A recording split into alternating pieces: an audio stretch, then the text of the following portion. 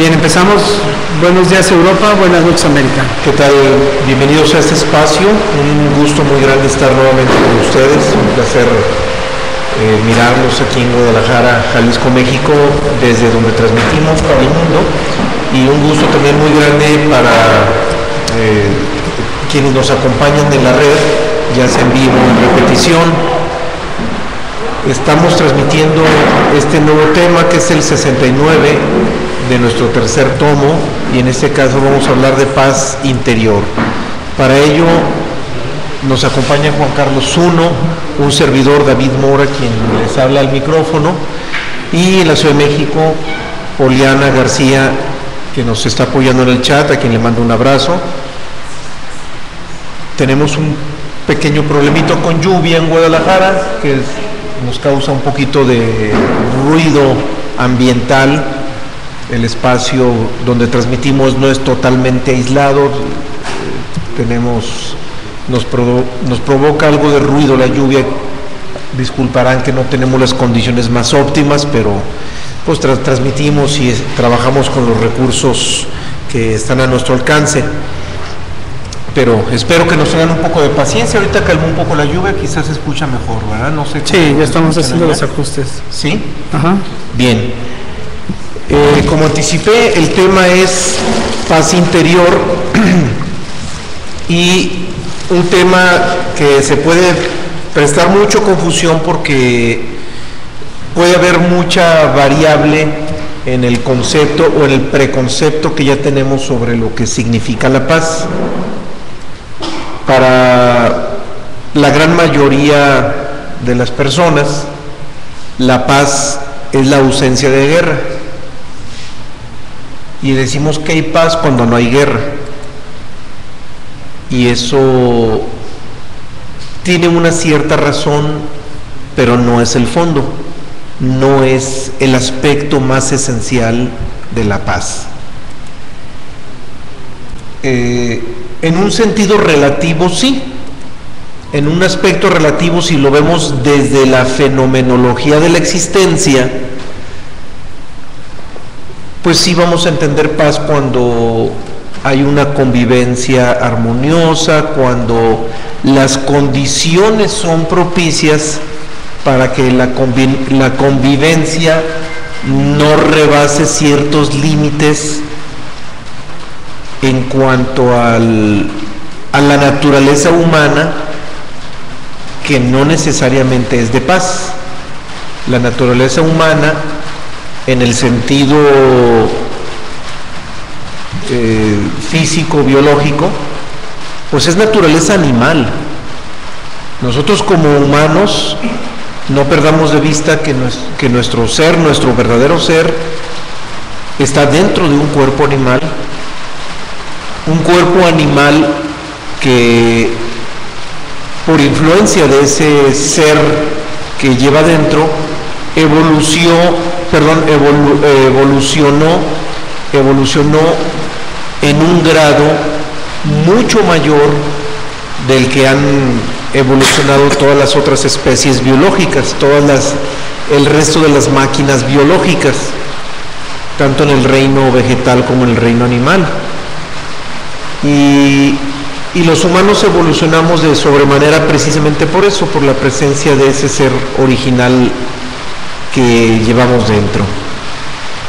Sin ese ser, nosotros nos comportaremos como una máquina biológica sin la más mínima posibilidad de comprender que el cuerpo animal es una máquina biológica y no pasa de allí y no puede pasar de allí. El ser original le produce esa evolución, y esa evolución nos hace creer que somos algo muy distinto a los animales, y no nos damos cuenta que en esencia biológica seguimos siendo animales. Tenemos algo más,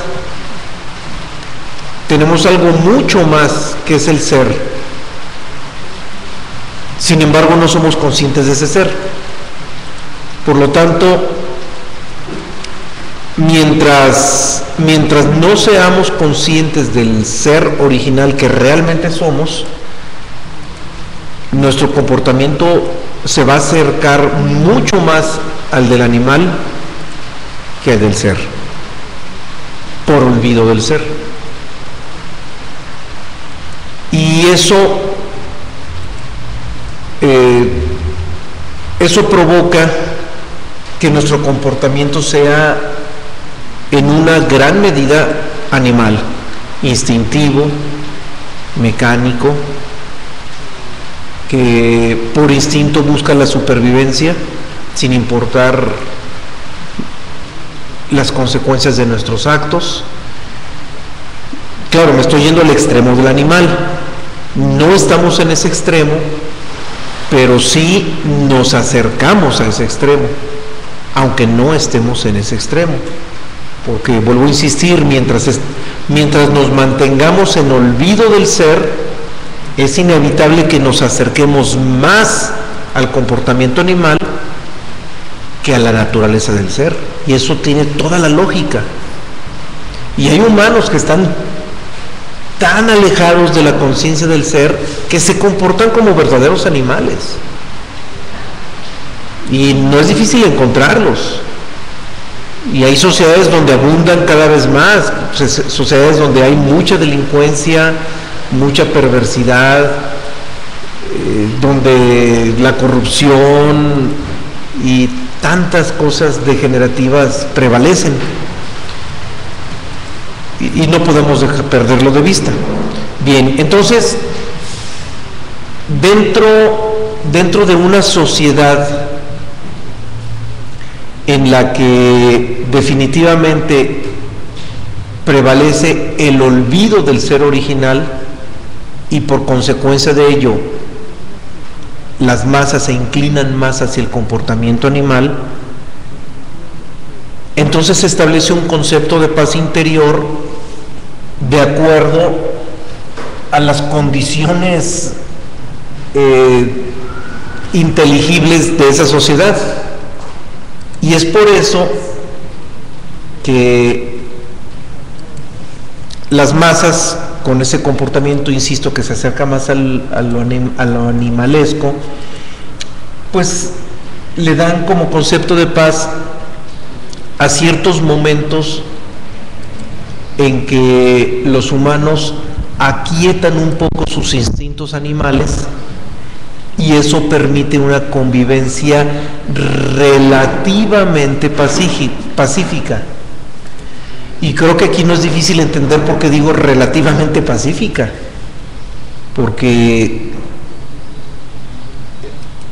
el protocolo y la educación y las normas cívicas nos hacen comportarnos como humanos, pero contenemos un impulso de agresividad, de rencor, de resentimiento, de odio, de envidia, y prevalecen toda una serie de instintos que no corresponden al verdadero hombre, que no corresponden al verdadero ser. Y cuando esos instintos se aquietan, a eso le llamamos paz. Ciertos momentos temporales, porque siempre son temporales, en que la sociedad se comporta decorosamente y permite que las condiciones de convivencia sean llevaderas y que eso garantice cierta prosperidad. Y digo cierta prosperidad, digo relativo y digo temporal, porque la historia nos lo ha demostrado. A lo largo de toda la historia del hombre, más tarde una sociedad en florecer, cuando los habitantes de esa sociedad de repente se inclinan más por el instinto animal y se encargan de que las sociedades desaparezcan, no solamente decaigan, hasta desaparecen. Y eso es porque esos estados a los que llamamos paz, esos estados relativos de paz, son temporales. Son temporales, son transitorios, son relativos, son incluso artificiales. Porque cuando el hombre contiene esos instintos animales sin tener conciencia de su verdadera naturaleza, de su verdadero ser, me estoy refiriendo, entonces esa continencia es artificial, y llega el momento en que los hombres ya no logran contener sus instintos y vienen oleadas en que salen los instintos colectivamente y vienen problemas de crisis colectiva, y esa continencia de instintos que permite estados relativos y temporales de paz es por eso, porque el hombre no es consciente de su verdadero ser, y al no ser consciente de su verdadero ser, la relativa paz, lo único que va a suceder es que va a fluctuar mecánicamente. Hasta la paz transitoria de los pueblos tiene fluctuaciones mecánicas. ¿Y por qué digo fluctuaciones mecánicas? Porque van a fluctuar en función de una ley universal, que es la ley de oscilación. Van a subir, bajar, subir, bajar, subir, van a estar oscilando. Esa oscilación es mecánica. El comportamiento de la ley universal es totalmente mecánico. Todos y cada uno de los principios universales operan mecánicamente y mueven a las personas en lo individual y en lo colectivo.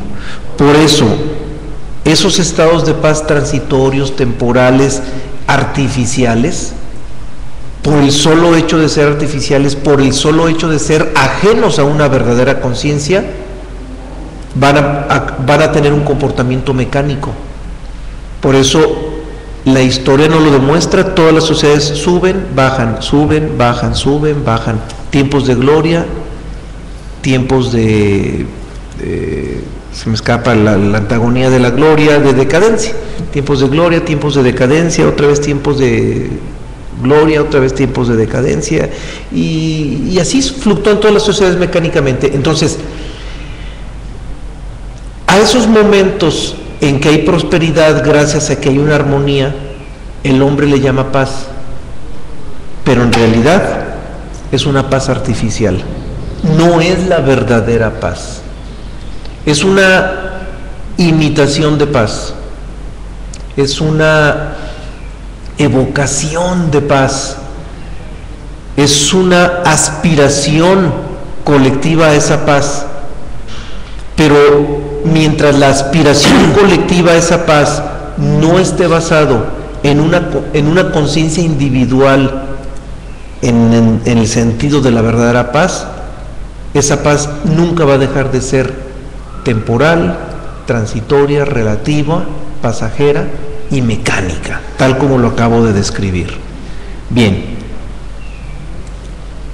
en contraposición a esto, ¿dónde estará la verdadera paz? Bien, la verdadera paz solamente está en el ser, no existe en otro lugar. Si hablamos de verdadera paz, solamente está en el ser. Como en el ser solamente existe el verdadero amor, como solamente en el ser existe la verdadera libertad, como solamente en el ser existe la verdadera conciencia, la verdadera luz y todos los atributos que se le dan al ser, pero en sentido absoluto. La verdad solamente está en el ser, y la paz no es la excepción. Por eso cuando se habla de paz en un sentido esotérico, se habla de paz interior, porque la verdadera paz solamente la encontramos en el interior.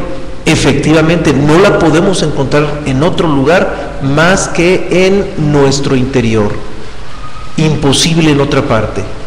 En otra parte encontramos solamente suspiros de paz, alegorías de paz, imitaciones de paz, intenciones de paz.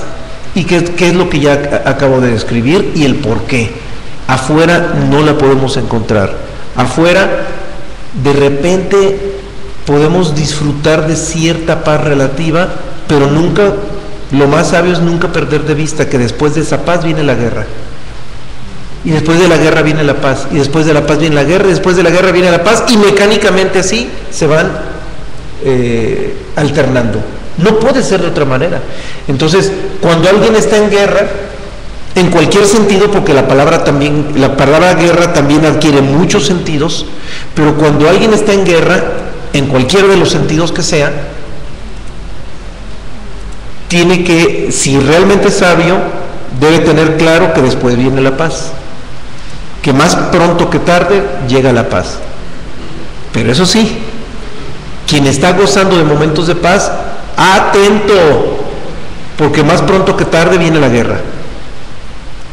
Así es este juego, así es este juego de la vida natural, de la vida dialéctica, de la vida de esta sociedad, de este mundo, de esta naturaleza, para sintetizarlo o para decirlo en la mayor amplitud de la palabra. Así se comporta esta naturaleza, no puede ser de otra manera.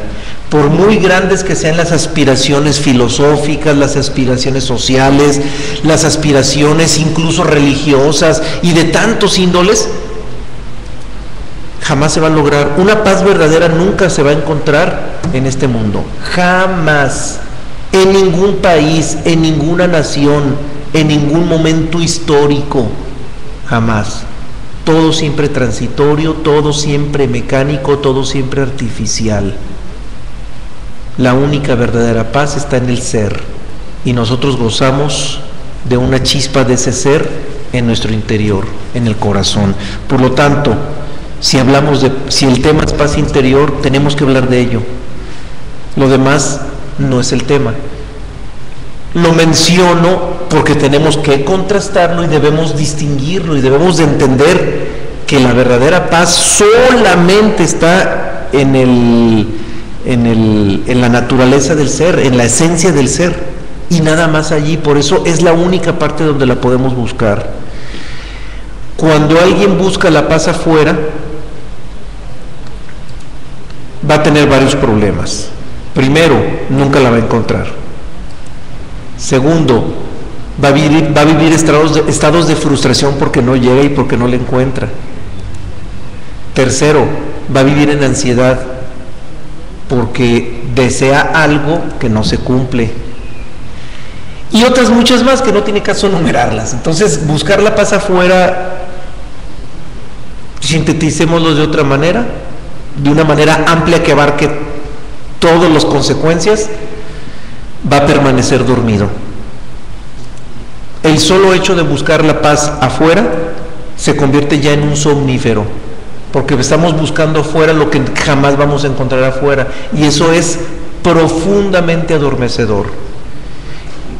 Hay muchas organizaciones internacionales, la ONU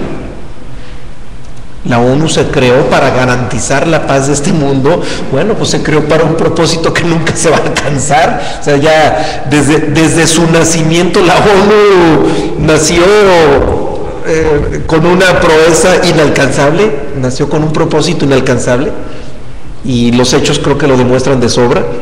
Estamos en el siglo XXI, estamos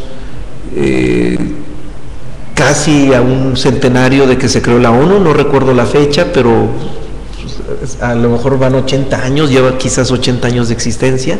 Creo que se creó después de la Segunda Guerra Mundial, no sé si recuerdo mal, inmediatamente después de la Segunda Guerra Mundial se crea porque el impacto de la guerra fue tan grande que la misma humanidad exigió a las naciones, hubo una exigencia mundial de que esa historia no se volviera a repetir. Y esa exigencia, ese impacto de esa guerra tan horrible, que no es la más horrible de la historia, que quede claro, aún con las bombas atómicas no es la más horrible de la historia. Se dice que la Primera Guerra Mundial fue mucho peor, y antes de ella ha habido masacres inimaginables. El hombre nació, más bien, el humano, o el primate evolucionó en humano, pero ese humano biológico jamás va a ser el ser verdadero. Ese humano biológico jamás va a tener la naturaleza del ser. Por eso, imposible que pueda haber una paz verdadera en el exterior. La ONU nació con un propósito muy loable, que de momento se creyó que podía ser posible, pero no. ya estamos viendo que indiscutiblemente no es posible, ¿verdad? Tienes ahí a la fecha, ¿verdad? Sí, el 24 de octubre de 1945 fue el término de la guerra. 50, son 60 años. 70 años. 60. Estamos en el 15 más 55. 60. Exageré un poco. 70 años. No, el 45. En el siglo XX fueron 55 años. Y ahorita llevan 15 transcurridos. Son 60, no es tanto. 70. Oh. ¿70? ¿Estoy sumando mal? 70 años. 70.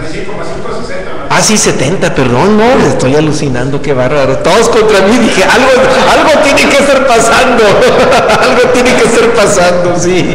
Sí, son 70. Sí, son 70 años. Bueno, 60, 70, da lo mismo, ¿eh? Pero bueno, aquí lo importante es entender, la paz afuera no la vamos a lograr, ni colectivamente, ojo, ni individualmente. Alguien puede decir, bueno, el mundo que ruede, yo me dedico a estar en armonía, en paz conmigo mismo, y yo, si alguien quiere encontrar paz en su personalidad, sin ser consciente de sí mismo, jamás lo va a encontrar, jamás la va a encontrar. Y hay miles de terapias. Se pueden meter en internet para ver cuántas terapias existen para buscar esa paz interior. Y todas esas terapias son pura basura. Primero hay que ser conscientes de nuestro verdadero ser, porque en el verdadero ser es en la única parte donde existe esa paz interior. Mientras nosotros no seamos conscientes de nuestro verdadero ser, todas las terapias dirigidas para esa paz interior son pura basura. Para lo único que nos va a servir es para exponernos a terapias artificiosas que nos van a dar una probadita de azúcar con el dedo.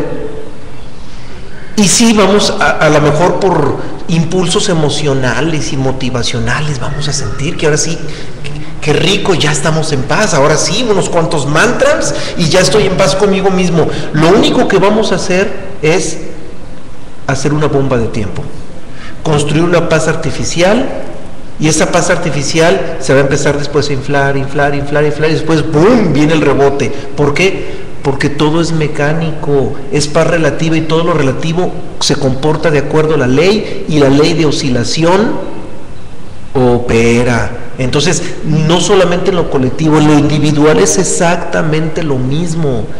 Mientras nosotros no seamos conscientes de nuestra verdadera esencia, la paz interior está lejos de nosotros. Bueno, está cerca, pero cerca y lejos.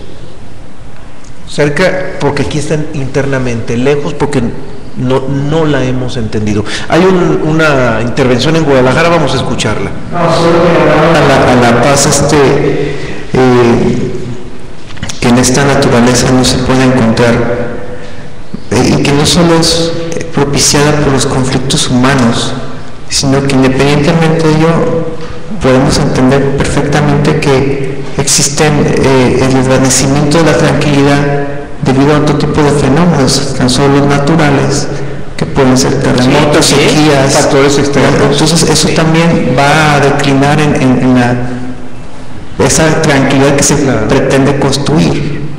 Es nada más. Sí, no, y hay que tener en cuenta algo muy importante, ¿eh? Esto que les voy a decir, en función de lo que acabas de mencionar, es importantísimo. Los fenómenos externos moverían nuestra paz interna, aun cuando ya hubiéramos conquistado cierta paz, porque estamos tranquilos, porque todo a nuestro alrededor es bonito. Bien, una persona que es consciente de su verdadero ser, aún en medio del más grande terremoto, conserva su paz interior. La conserva.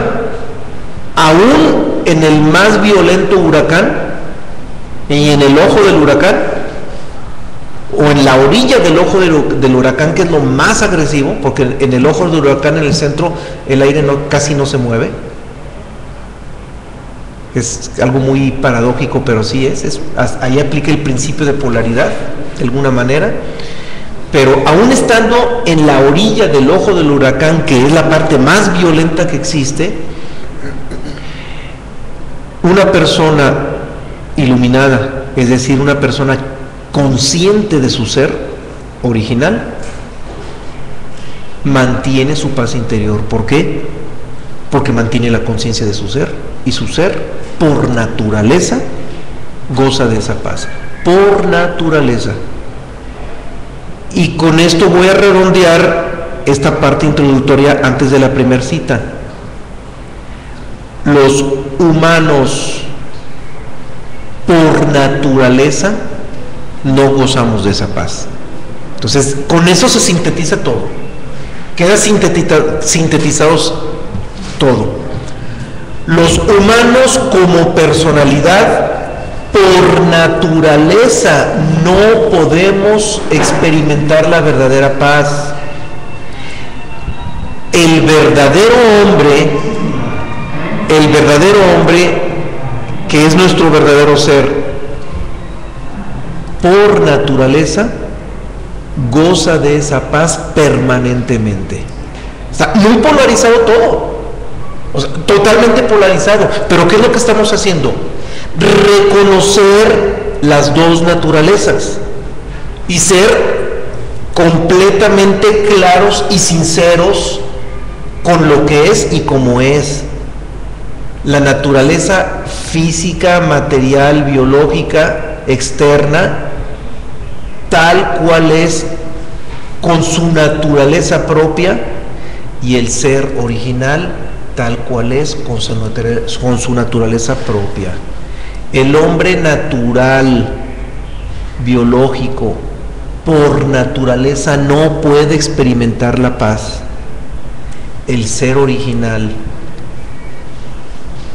por naturaleza, vive en esa paz permanentemente. Ahora, no por eso podemos quitarle la esperanza al hombre biológico. El hombre biológico podría experimentar la paz del ser aún sin formar parte del ser. ¿Dónde está esa posibilidad? Cuando el hombre biológico se reconoce a sí mismo como el que no es. Cuando el hombre biológico dice yo no soy, entonces se suelta, se abre, y al soltarse y abrirse, el ser se manifiesta en él, y entonces el hombre biológico no experimenta la paz en sí mismo, sino que entra en el recuerdo o en el reconocimiento del verdadero ser y experimenta la paz del ser. Vive la paz del ser, pero no la vive en sí mismo. Es lo que nada más hay que dejar muy claro. Bien, vamos a la primera cita con la que arrancamos el tema, que es de Confucio. En ella Confucio dice: al espíritu sereno nada es capaz de turbarlo. Sobre él puede uno meditar y formarse un juicio acerca de la esencia de las cosas. Bien, habla Confucio de la meditación hacia el espíritu sereno. O sea, en la naturaleza de ese espíritu sereno, que es nuestra verdadera naturaleza, nada es capaz de turbarlo. ¿Por qué? Por lo que acabamos de decir, porque por naturaleza vive en paz, por naturaleza goza de esa paz. Y si nosotros aspiramos a experimentar la paz del ser, tendríamos que meditar en relación a esa esencia original. ¿Qué es meditar hacia el ser? Pues es un estado contemplativo. Pero para poder estar en un estado contemplativo hacia el ser, primero tendríamos que reconocer lo que no somos. La meditación hacia el interior, hacia el ser, es lo más complicado que puede existir. Pero no complicado No con esto quiero decir que le pongamos la etiqueta de imposible. Lo que sucede es que es la culminación de la meditación. Nosotros podemos estar en estados de atención, en estados de observación, en estados contemplativos incluso, pero ya la meditación en orientación hacia el ser ya es la culminación, ya es cuando existe la conciencia absoluta de nuestra verdadera identidad. Eso no hay que perderlo de vista, pero para no darle demasiadas vueltas a esto, me limito a recomendarles la lectura de los temas claves en relación a esto que están en el tomo 1, que son atención, observación, contemplación y meditación. Van en secuencia. En el tomo 1 son temas veintitantos, 21, 22, 23 o 23, 24, 25, 26, pero están en ese orden, y con ellos nos podemos dar una mejor idea en relación a lo que aquí se está abordando. Vamos a la segunda cita, que es del Bhagavad Gita. Romper el silencio tan solo con palabras nobles, comedidas y hermosas, que traen la paz del espíritu. Al igual que la lectura de los libros sagrados, esto es lo que se puede llamar armonía en las palabras, Bhagavad Gita. Cuando se habla de la palabra en estos libros, se habla de la vibración que tiene desde el origen en que se expidieron esas palabras, que a veces en el origen de la idea que nosotros tenemos es del ser. Cuando estamos en silencio se forma un vacío, y ese vacío, cuando estamos en meditación, se llena del ser. Y si después de que se rompe ese silencio, cuando ese vacío es llenado, las palabras nobles y comedidas y hermosas que sobresalen o que llegan son las que traen paz al espíritu. O sea, esa vibración se manifiesta de alguna manera, y se puede manifestar rompiendo el silencio de esa meditación con palabras hermosas. Y nos dice, al igual que la lectura de los libros sagrados no contienen la verdad, mas sin embargo en ella está puesta el umbral de lo que es la vibración. No la vibración tan solo de la persona que las emitió en su momento, que en este caso fue el iluminado, cualesquiera que sea, y la vibración de tantas personas que en base a esa misma lectura les ha caído el 20 y han entrado en ese estado de meditación. A la hora de que nos sintonizamos, porque es una sintonía con esta vibración y estas palabras, nos sintonizamos con el ser, y es aquí donde nos dice que llega la armonía. Al estar armonizados nosotros con esas palabras, ya sea en la lectura del libro o después de una meditación, las palabras que surgen después de ese silencio nos conectan directamente con el ser. Es una sintonía, es como un aparato, como la radio. La radio, para poder escuchar una estación de radio, tenemos que sintonizarlo, tenemos que entrar en la misma frecuencia, en la misma vibración. Lo mismo sucede con nuestra personalidad. Nuestra personalidad está siempre desintonizada. Como dice Albert Einstein, estamos en un completo estado de distracción. ¿Por qué? Porque la distracción es de que estamos enfocados hacia la parte exterior, que es la parte de la personalidad. Y al estar enfocados en la parte exterior estamos distraídos. ¿Distraídos de qué? De lo que realmente somos. Estamos vivenciando una película, vivenciando un sueño, creyendo que es real. En cambio, cuando entramos en la sintonía de lo que realmente somos, cuando comenzamos a sintonizar tanto nuestra conciencia con la conciencia del ser, surge esa paz interior, ya sea por medio de la meditación, o como dice aquí en el Bhagavad Gita, en el cual Krishna le dice a Arjuna, al igual que la lectura de los libros sagrados. Esto es lo que se puede llamar armonía en las palabras. Ahora vamos estableciendo otra relación para comprender por qué la gran diferencia entre esa hipotética, ilusoria, mejor dicho, ilusoria paz en lo externo y única y verdadera en lo interno del ser. Y estableciendo otra relación distinta para que lo veamos desde otro ángulo. Recordemos que la naturaleza física, material, es dinámica. Todo está en movimiento. Y habiendo movimiento no puede haber paz. En el universo todo está en movimiento. No hay absolutamente nada en el universo que esté estático. Toda la energía, toda la materia, que no es más que energía concentrada en todo el universo, está en movimiento. No hay un solo punto estático. Por eso Heráclito decía: deme un punto de apoyo y muevo el universo. Pues a ver quién se lo da, porque no existe. No existe un solo punto de apoyo en el universo. Un punto de apoyo tendría que ser un punto estático, y no existe. Hay puntos de apoyo relativos, pero absolutos, y en sí mismos no existen, porque no hay nada estático en el universo. Y una condición fundamental para que la paz sea verdadera es que cese el movimiento. Es decir, se necesita estática. Y la única naturaleza estática, o mejor dicho, la única estática verdadera, está en la naturaleza del ser. El ser por naturaleza es estático. Y eso ya lo habíamos comentado, ya lo habíamos mencionado, aparece creo que en el tomo 2, o en el mismo tomo 3, no recuerdo, pero aparecen los temas de estática y dinámica, ya los habíamos abordado.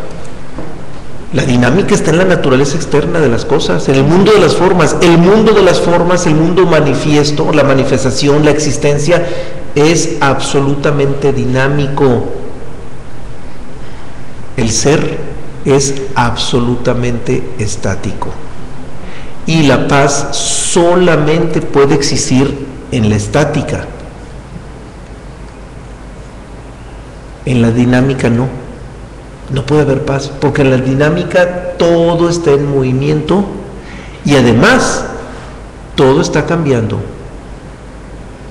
Entonces, ¿cómo puede un humano orientado hacia el exterior vivir en paz si las cosas que le gustan se están transformando aunque le gusten?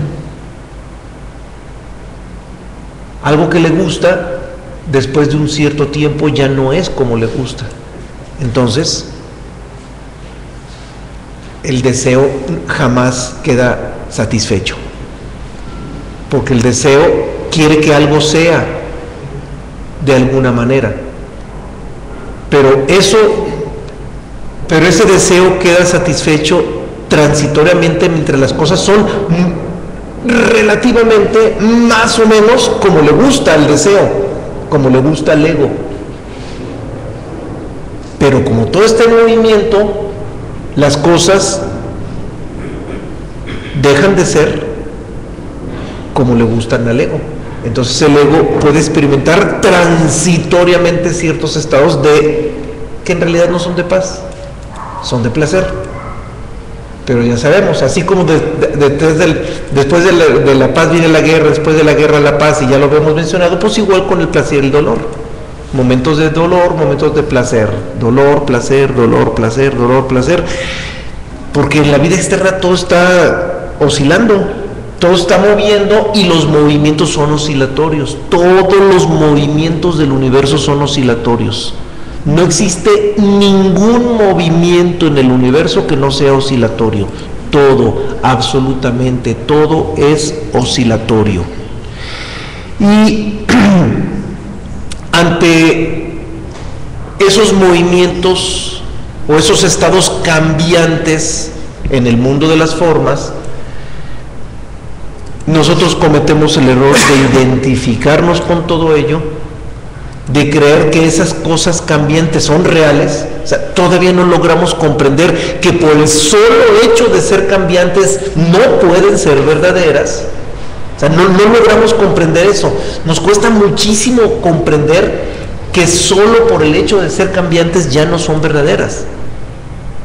Nos resistimos y aún así nos aferramos y de manera necia le seguimos dando la categoría de real a las cosas materiales que nos rodean y creemos que son verdaderas. Y como creemos que son verdaderas, nos identificamos con ellas, es decir, le damos un sentido de identidad a las cosas materiales o externas, creyendo que son verdaderas, y aún creyendo que son verdaderas, son duales. Perdemos de vista que son duales, y en medio de todas esas dualidades, nosotros no la pasamos eligiendo. Prefiero esto que aquello, prefiero esto que esto otro, me inclino por esto más que aquello, deseo esto y rechazo aquello. Entonces siempre la dualidad nos mete en la elección, y la elección surge porque creemos que las cosas son verdaderas, entonces nosotros elegimos. O sea, el solo hecho de elegir ya denota un estado de ensoñación, porque creemos que estamos eligiendo algo que es verdadero. Si nosotros fuéramos conscientes de que todo lo externo es falso, entonces nos sentiríamos torpes eligiendo. Pues, ¿para qué elijo algo que no es verdadero? ¿Qué sentido tiene elegir algo que no es verdadero? Entonces, una persona consciente es una persona que sabe que todo lo externo es falso, que sabe que todo lo externo es ilusorio. Por lo tanto, el hombre que vive en paz no elige, porque el hombre que vive en paz es consciente de su ser, que ese sí es verdadero, y del ser está la paz verdadera. Entonces, ese hombre consciente de su ser, que disfruta la paz de su ser, o más bien la paz del ser, porque el ser es universal, manifiesto internamente, pero es un solo ser, es un ser universal. Entonces, un hombre consciente del ser es consciente de que lo externo no es real, porque como ya reconoce lo verdadero, pues todo lo demás es falso. Y en el reconocimiento de lo falso, o en el reconocimiento de que lo externo es falso, entonces no elige, ya está en lo que sí es, y lo que no es, ni siquiera es digno de elección. Pero ¿qué sucede con los hombres dormidos? Que no hemos reconocido el ser. Creemos que lo de afuera es verdadero, y no solamente elegimos, sino que hasta nos frustramos y nos molestamos por nuestras equivocadas elecciones. Elegí mal, me equivoqué, qué torpe fui. Espérame, si la torpeza fue elegir. La torpeza no está en lo que elegiste, la torpeza está en el solo hecho de haber elegido. ¿Por qué lo digo así? Porque el solo hecho de elegir rompe con la paz. Ya, desaparece la paz. Porque cuando alguien elige algo, lo primero que hace es garantizar que su elección fue la correcta. Y en el solo ejercicio de garantizar que la elección fue la correcta, ya no existe la paz. Porque ya estamos en el deseo de haber elegido bien. Ya estamos en el deseo de que nuestra elección nos dé los frutos que esperamos. Ya estamos en el deseo de que nuestra elección nos brinde un reconocimiento social y muchísimas cosas más, es interminable todos los deseos que se atravesan a través de una sola elección. Entonces, el solo elegir, el solo hecho de elegir, rompe la posible paz. Entonces, ahí es donde comprendemos por qué el hombre natural, biológico, por naturaleza no puede experimentar la verdadera paz. No es posible. Y la elección, la preferencia, rompe con la paz. El budismo habla mucho de ello, nomás que en lugar de utilizar la palabra elección, en lugar de utilizar la palabra preferencia, utiliza la palabra deseo, que en esencia pues, es lo mismo. Cuando deseamos algo lo elegimos. Desde el momento en que lo deseamos ya lo estamos eligiendo. Entonces, el budismo utiliza mucho la palabra deseo. Es válida, es totalmente válida la palabra deseo, pero solo que en la palabra elección podemos encontrar ingredientes más frescos, porque y digo más frescos porque es un punto de vista distinto, es un ángulo distinto. Y la palabra elección nos permite visualizar otros resortitos. Ahora, ¿por qué digo otros resortitos? Porque la palabra deseo, que es indiscutiblemente válida, nos puede conducir a elementos de tipo moral. Sucede lo que ha sucedido con tantas religiones. En el cristianismo se habla mucho de amor, y la palabra amor está totalmente profanada. Y en el cristianismo se ha hecho creer que el amor es lo que no es el amor. Hay una confusión total en el cristianismo, creyendo que amor es hacerle cuchicuche a su pareja y quererla mucho. Que eso no es más que una satisfacción de necesidades y de deseos. El amor verdadero está dirigido al sentido de unidad, y la unidad va mucho más allá de los estados emocionales. Todos los estados emocionales son divisorios. Todos los estados emocionales nos inducen a la división, y el amor es la experiencia de la unidad. Bien, pues así como en el cristianismo se ha nublado la capacidad de reconocer lo que es el verdadero amor, igual ha sucedido en el budismo también. Se habla del deseo como el factor que no nos permite ser conscientes, pero desgraciadamente en la comunicación masiva de la enseñanza budista, la palabra deseo ha adquirido muchas connotaciones de tipo moral, empezando por el deseo sexual. De repente se habla del deseo, se vincula con la sexualidad y automáticamente nos mete en recovecos de tipo ético-moral. Y no, la palabra deseo tendríamos que verla como un acto instintivo e inconsciente, no como un problema moral. La palabra elección, si se fija en la palabra elección, no tiene connotaciones morales.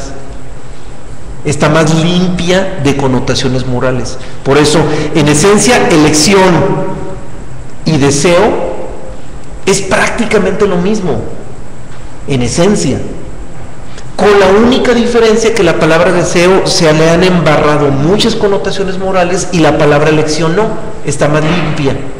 La palabra elección no ha sido manipulada por las religiones budistas o ha sido muy poco manejada, y lo que le ha permitido estar más libre de condicionamientos de tipo moral. Y no estoy culpando a las religiones budistas, que quede claro, porque las implicaciones ético-morales están en todas las religiones del mundo, en todas, y todas las implicaciones o todas las connotaciones ético-morales nublan la esencia de la conciencia, nublan la conciencia. Por eso observemos esa diferencia. Insisto, elección, deseo, son casi lo mismo. Bueno, esencialmente son lo mismo, esencialmente hablando. Lingüísticamente no, pero esencialmente sí. Pero ¿dónde percibimos esa frescura de las que le mencionaba? Que en la palabra elección no hay tanto condicionamiento ético. La palabra elección es más libre. Por eso cuando se expone y se dice la paz se pierde desde el momento en que elegimos, eso ya nos permite ver cosas de una manera más libre. Si les digo la paz se pierde desde el momento en que deseamos, pues se atraviesan muchas cuestiones ético-morales. Muchas cuestiones, desde la cuestión del deseo de dinero y por desear dinero robo, y el otro robó, el otro cayó en defraudar o en corrupción, etcétera. Entonces ya vienen implicaciones morales en el deseo y para donde lo mandemos. Pero la palabra elección, insisto, es más limpia. Ah, caray, ¿qué nos dice la palabra elección? Sí, el solo hecho de elegir nos quita la paz, nos roba la paz. ¿Qué es lo contrario de elegir? Aceptar. Bien, pues en la aceptación está la verdadera paz. O sea, la verdadera paz está en el ser, pero lo vemos tan lejos al ser que de repente nos puede quedar la frustración. Bueno, pues ahí está la paz, pero yo ahorita no soy consciente del ser, ¿ahora qué hago? Bueno, hay un acto humano que nos permite acercarnos a esos estados de paz. Bien, ese estado humano, accesible a nosotros como humanos, como hombres naturales, ese acto y ese estado humano, insisto, en el hombre natural es la aceptación. Entonces, lo contrario de la elección es la aceptación, y a la medida en que nosotros observemos cómo fluyen las cosas en la vida externa y cómo se acomodan las cosas, si nosotros aceptamos el acomodo de las cosas y no ponemos resistencia, allí está la paz. Ahí, más bien ahí nos acercamos a la paz, porque la paz en términos absolutos el hombre natural no la vive, pero sí puede acercarse. Y ese acercamiento a esos estados de paz no se dan con terapias, ni con mantras, ni con rituales, ni con golpes de pecho para estar en paz conmigo mismo. Esas son puras, bueno, no digo calificativos, evito el calificativo.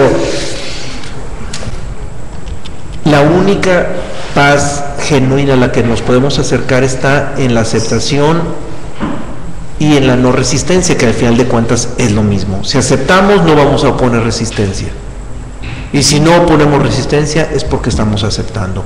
Humanamente hablando, allí está.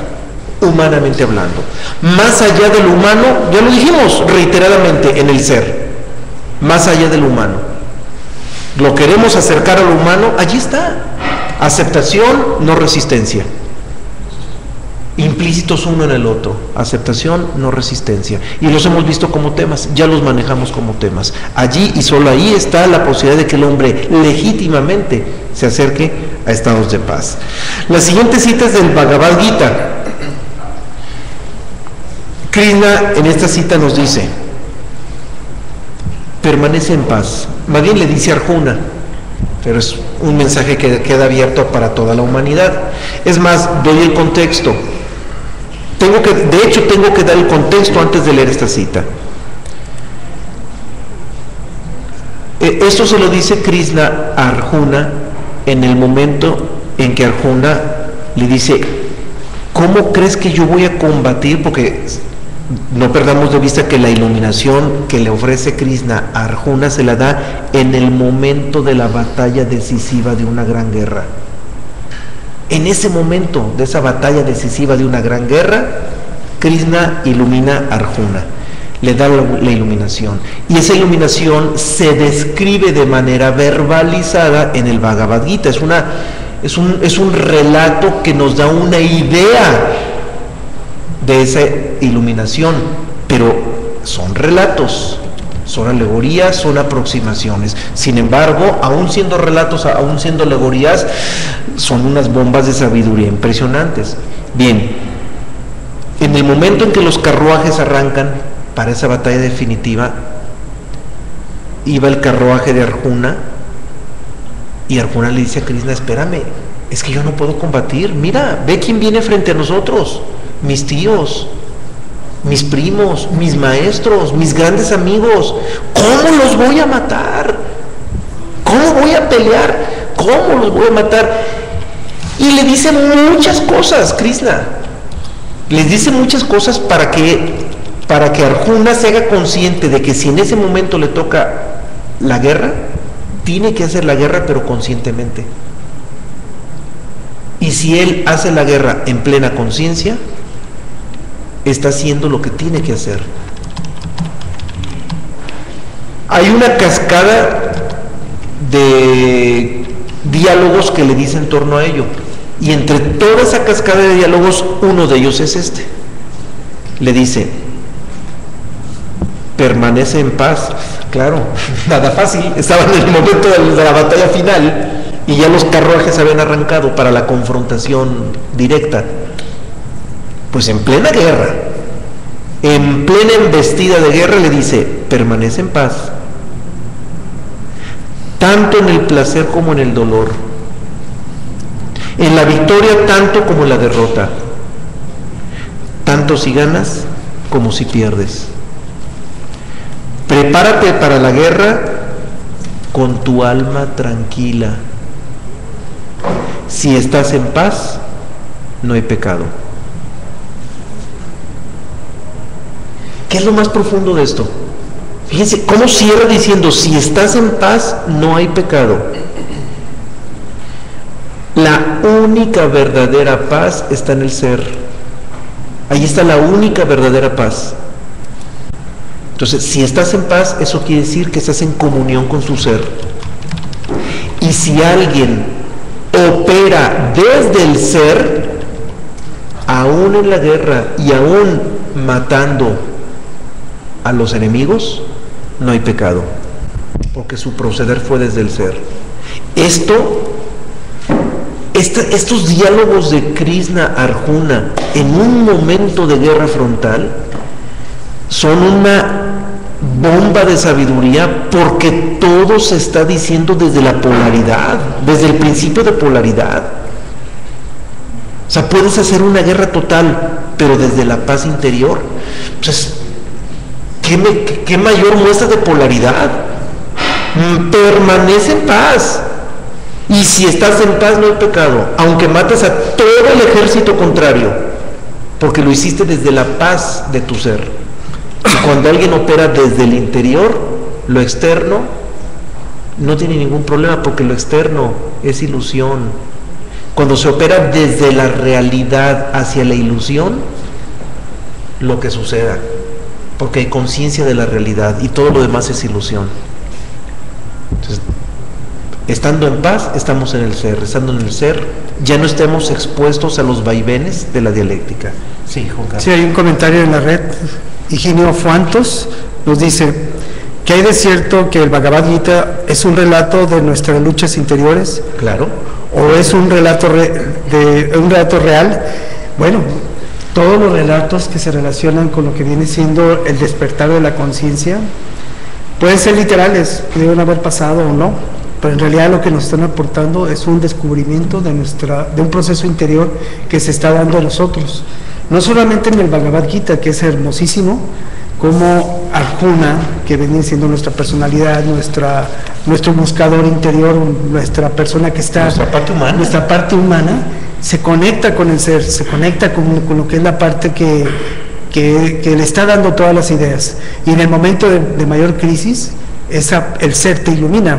Y eso es lo que sucede en otros relatos, por ejemplo, en las bodas alquímicas, inclusive en el Apocalipsis, que toda la gente lo ve como una alegoría de un Juan que se fue a la isla de Patmos y que comenzó a tener profecías del fin del mundo, etcétera, ¿no? Es un relato de lo que viene siendo un proceso interior, una revelación. Por eso el Apocalipsis está en el libro de las revelaciones. Y la mayoría de los relatos son así. Sí podemos ver un relato muy hermoso como el Bhagavad Gita, pero efectivamente es una conexión con nosotros mismos. Y en los diferentes relatos en los cuales el iluminado o la parte interior del ser humano aparece, es interesante cómo esta parte te ilumina. Por ejemplo, en el Corpus Hermético, Hermes le habla a diferentes personajes, Euríspides, y al que mande, y a cada uno le va hablando en diferente tonalidad, en diferente frecuencia de misterios gnósticos, hasta que llega al último, que es se llama... No, Asclepios no, es otro. Poimandres, que se supone que ya viene siendo la parte más interior del ser humano, que está conectada con la conciencia. Pero en el Corpus Hermético se ve todos los Esculapio, Eurípides, etcétera, diferentes tipos de personalidad, diferentes tipos de buscador, que cada vez va siendo más consciente de las cosas, hasta que llega Poimandres y le da una alegoría bastante extensa, a Hermes a Poimandres. Entonces, efectivamente, todos estos relatos son así. Bien. Aquí hay una pregunta. Sí, en Guadalajara un intervención, vamos a escuchar. El abierto en esta cita que parece como que si es un entramado de la conciencia se conforma o se va conformando con todo lo que nos has compartido en esta charla anteriormente, lo que es neutralidad, aceptación, no elegir, porque así, parece que la conciencia especialmente va conformando esa unidad y que finalmente es lo mismo, porque no está eligiendo, está actuando, o sea, se le está pidiendo que se actúe con neutralidad y la parte humana, aceptación. Ahora bien, en efecto, porque también el no elegir, pues ya lleva implícito más bien no lleva implícito, como que la elección es la primera parte de lo que se espera. Rompe la neutralidad. Sí, porque el elegir, bueno, es la primera parte, pero la segunda parte sería esperar el fruto, esperar el resultado, incluso hasta pegarse al resultado. Sí, la consecuencia de la elección. Entonces, pues se me hace interesante. Pero también lo que nos comentaba desde hace un rato Juan Carlos de esta orientación en lo externo, bueno, a mí me ayuda a veces construirme analogías, ¿no? Quizás a veces sean muy erróneas, pero cuando lo comentaba Juan Carlos sobre esta orientación a lo externo, yo me imaginé como un foco incandescente que expulsa fotones y que así como nosotros parece que los fotones, así como los humanos, estamos como excitados, expulsados, de tal manera, esto en apoyo a lo que comentabas, que después fui configurando un poco mejor, de la dinámica que deja ser estática, porque estamos como excitados. Y esto se nos complica volver a la fuente original que provocó esa luz, por así decirlo, como si fuera un filamento, pues es difícil regresar. Estamos tan orientados a ese exterior y tan excitados que estamos en una dinámica muy revolucionada, parece, así lo imagino. Ahora, quizás lo ves difícil, quizás suena difícil porque estás hablando en un sentido, todavía la mente nos traiciona, y lo planteas en un sentido dimensional, en ir y regresar. Al hablar de regresar al origen, a la estática, ya lleva implícito un sentido dimensional. Y no lo digo por ti, nosotros también lo planteamos así con esas palabras muy seguido. Es que el lenguaje no es tan preciso, o a veces nosotros no logramos esa precisión en el lenguaje. En realidad no es un asunto de ir y venir, es algo más elemental, es un cambio de orientación. ¿Qué es ese cambio de orientación? Identificarte con lo falso o identificarte con lo verdadero. O sea, no es un asunto de recorrer una trayectoria o de recorrer un camino, ni siquiera. Claro, en el lenguaje coloquial se habla de un buscador, se habla de recorrer un camino, se habla de encontrar, pero todas esas palabras son muy imprecisas, porque ni hay que recorrer camino, ni hay que encontrar, ni hay que hacer un arduo trabajo para lograrlo. Todo eso son puras especulaciones inevitables. Son inevitables esas especulaciones, tenemos que pasar por esas especulaciones porque partimos de un hombre dormido a un hombre despierto. Entonces un hombre dormido, mientras no esté despierto, al hablar del despertar es inevitable que se especule de muchas maneras. Y uno puede pasarse cientos de existencias especulando sin darse cuenta de que está especulando. En términos más esenciales, ni es recorrido, ni es camino, ni es dimensional, ni hay buscador, ni hay buscado. El ser aquí está. El ser aquí está y la personalidad también está aquí. Los dos aquí están. Simplemente es un reconocimiento quién es y quién no es. Y una vez reconocido ¿hacia cuál me oriento? ¿Hacia adentro y hacia afuera? ¿Hacia el de afuera o hacia el de adentro? Entonces no es ni recorrido, es solo un cambio de orientación. Y ese cambio de orientación, según describen algunos maestros, bien puede ser instantánea o bien puede ser gradual. Entonces es solo un cambio de orientación, hacia el que es y hacia el que no es. Entonces nosotros lo complicamos, es una complicación que nosotros le damos porque llevamos muchas existencias especulando. Y al llevar muchas existencias especulando, nos cuesta trabajo comprender que lo más complejo y lo más anhelado a lo largo de tantos siglos y siglos y siglos resulta ser sencillo. Y resulta ser tan sencillo que lo vemos difícil. Es que al final de cuentas las cosas esenciales son simples. Es simple. Y todo se reduce a esa simpleza. Reconocer quién eres y quién no eres. Pero como ahorita no somos conscientes de quiénes somos, bueno, por lo menos reconocer lo que no somos. Por lo menos reconocer quién no somos. Y es simple, no es complicado. No es tan complicado como pareciera. Claro, hay una inercia, la ley de inercia es mecánica, es ley natural, es una ley universal, puesto que es una ley de la física, la inercia, y hay una inercia que induce a la máquina a autoafirmarse, a decir ni más, aquí yo soy el verdadero. Perdón por el lenguaje coloquial para quienes nos escuchan en la red, ya mi inercia mecánica me hizo utilizar un lenguaje coloquial muy de México. Bueno, es una abreviación de mi madre, es una abreviatura. Entonces, nuestra inercia mecánica nos hace aferrarnos a la idea de que somos esta máquina.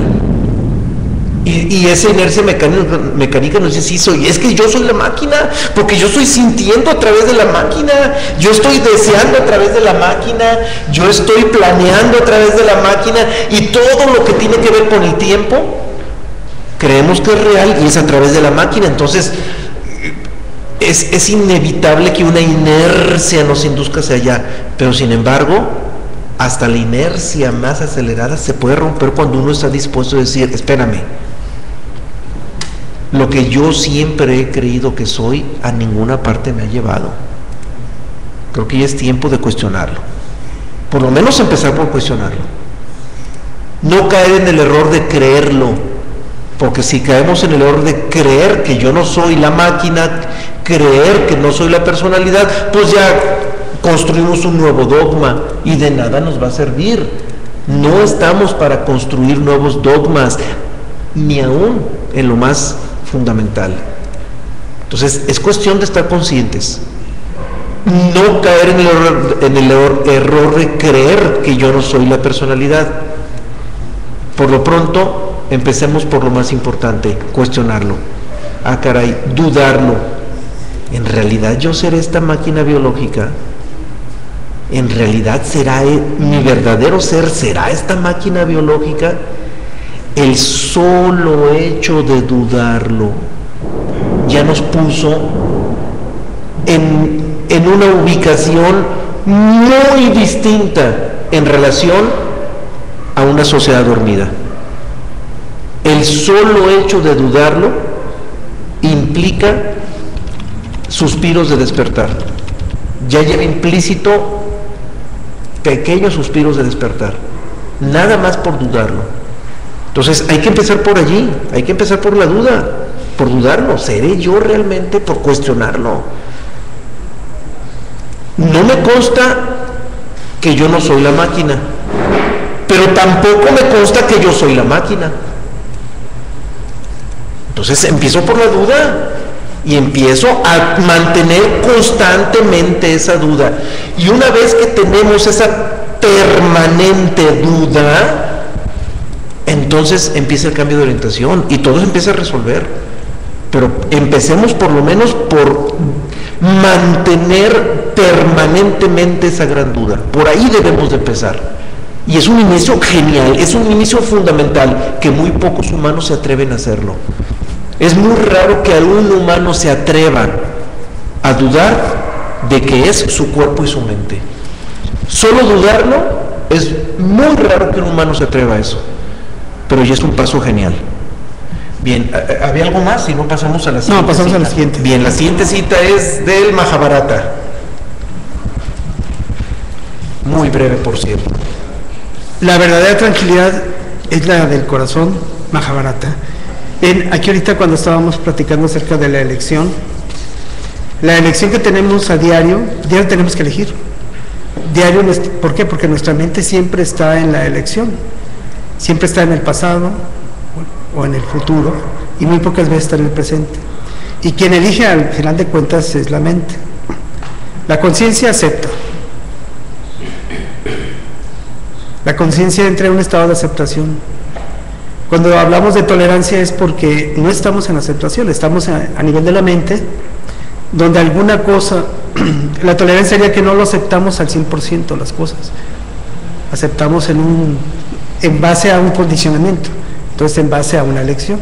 Entonces sería la verdadera palabra a nivel de la conciencia sería aceptación, y a nivel de la mente sería tolerancia. Y en el caso de la elección, pues siempre nuestra mente está eligiendo frío, calor, o sea, siempre nos está mandando lo que es el contacto con lo que viene siendo la dualidad en la que vivimos, tanto el pasado como el futuro, y lo que viene siendo las elecciones que al final de cuentas siempre tenemos que hacer, si esto es bueno, si esto es malo, si esto es frío, si esto es calor, etcétera. Entonces, aquí en lo que viene siendo la paz interior, en la verdadera tranquilidad está en el corazón no elige, simplemente acepta las cosas como son y tal cual. Y ahorita con respecto a lo que estabas comentando de esa sintonía que a veces tenemos con esa vibración, me acordé del poema de los átomos, se los voy a poner aquí. Un poquito pequeña la letra, pero no importa, a ver si alcanzan a leerlo. Este poema de los átomos habla acerca de esa sintonía que tenemos. Y el poema dice así: oh día despierta, los átomos bailan, todo el universo baila gracias a ellos. Las almas bailan poseídas por el éxtasis. Te susurraré al oído: ¿a dónde las arrastra esta danza? Todos los átomos en el aire y en el desierto parecen poseídos. Cada átomo feliz o triste está encantado por el sol. Y no hay nada más que decir, nada más. Es la alegoría de esa sintonía que tenemos nosotros a nivel del alma, a nivel de cómo nos sintonizamos con el ser, cómo tenemos esa presencia en ese presente y simple y sencillamente somos y no hay nada más que decir. Genial que hayas hecho esa distinción, Juan Carlos, entre tolerancia y aceptación. Sí. Uf, muy abismal. Nunca se nos había ocurrido. Es que es abismal. Es que hay que distinguirlo porque se puede confundir con mucha facilidad. La tolerancia nos manda a la mente, nos manda tiene implicaciones ético-morales. O sea, la tolerancia es el artificio ético-moral para hacer llevaderas las cosas.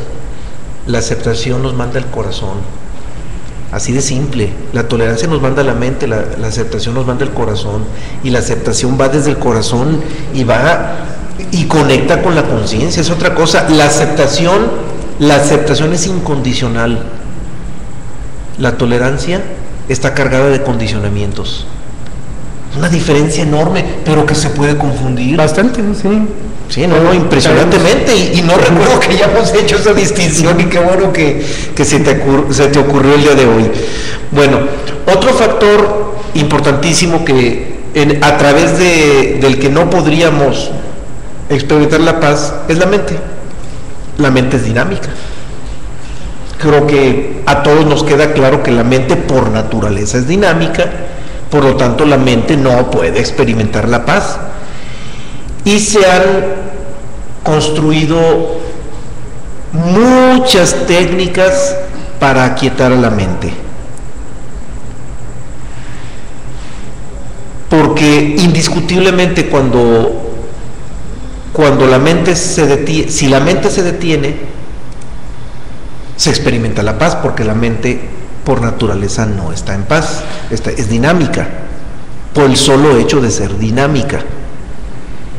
El problema es que si la mente por naturaleza es dinámica, ¿cómo podemos atentar en contra de la naturaleza para conseguir la paz?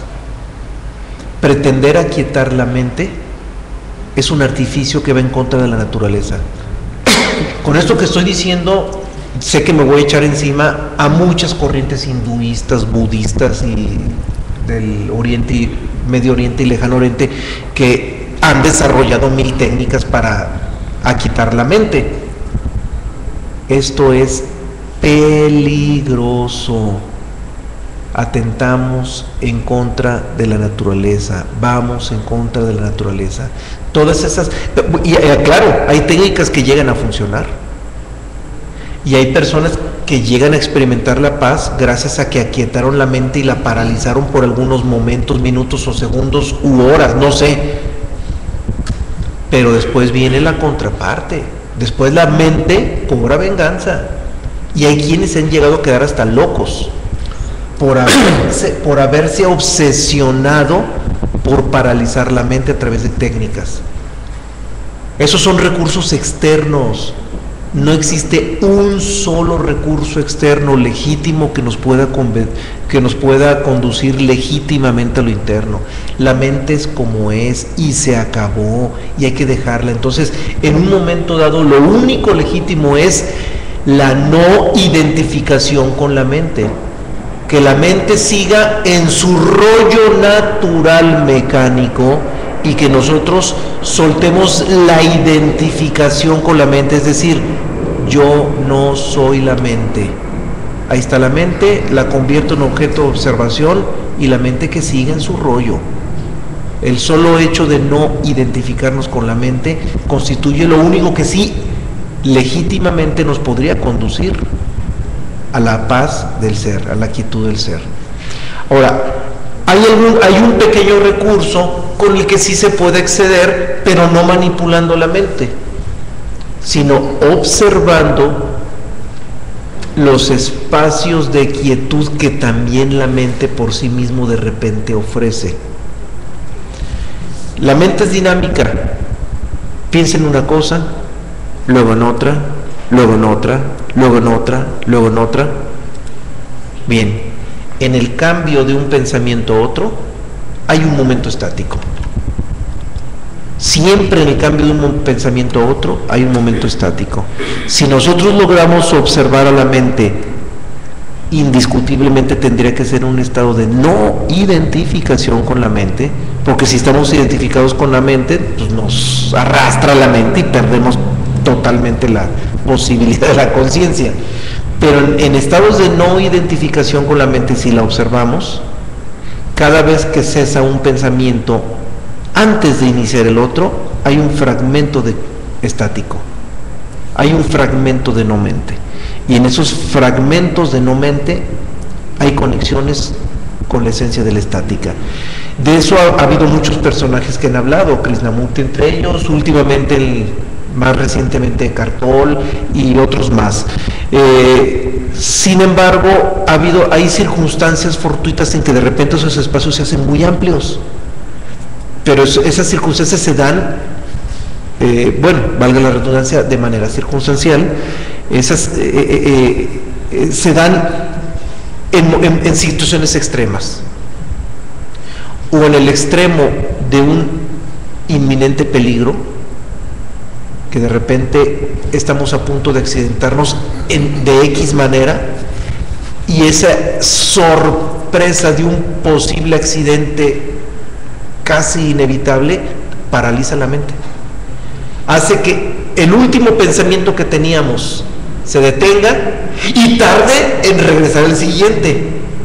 Entonces esos espacios entre un pensamiento y otro se prolongan en un estado de sorpresa, y puede ser o en un momento de extremo peligro, pero también en el extremo opuesto, en el momento en que de repente nos extasiamos por una gran belleza. Vemos una flor, vemos la montaña, de repente experimentamos un éxtasis de belleza se detiene un pensamiento y tarda en regresar el siguiente y esa brecha se amplía, pero son momentos no artificiales. Ahí no estamos utilizando una técnica artificial para parar la mente, son momentos espontáneos. Bien, pues esa segunda opción de una apreciación de la belleza se da en estados contemplativos.